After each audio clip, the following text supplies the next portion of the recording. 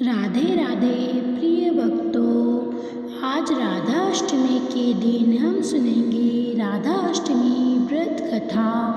पौराणिक कथा के अनुसार राधा माता श्री कृष्ण के साथ गोलोक में निवास करती थी।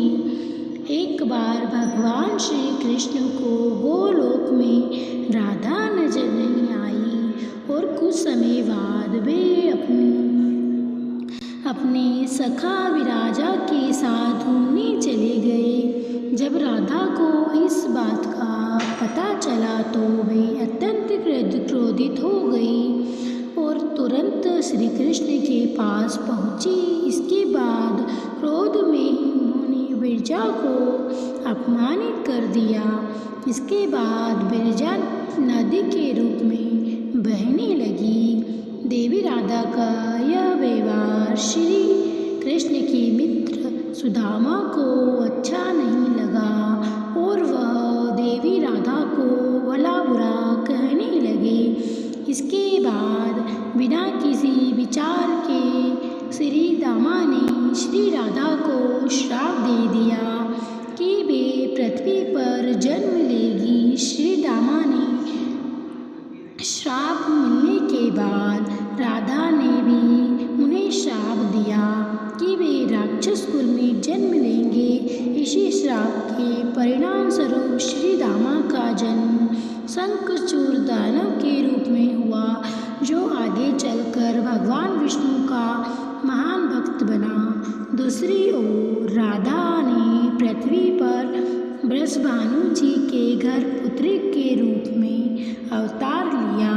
राधा का जन्म वृषभानु जी के घर तो हुआ, लेकिन देवी कृति के गर्भ से नहीं। जब राधा और श्री दामा ने एक दूसरे को श्राप दिया, तब भगवान श्री कृष्ण ने कहा था कि राधा को वृषभानु और देवी कृति की पुत्री बनकर पृथ्वी पर रहना होगा।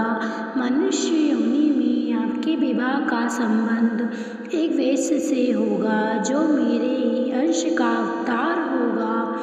इस प्रकार आप पृथ्वी पर भी मेरी ही संगिनी रहेगी, लेकिन हमें पृथ्वी पर अलग अलग होने का दुख सहना होगा।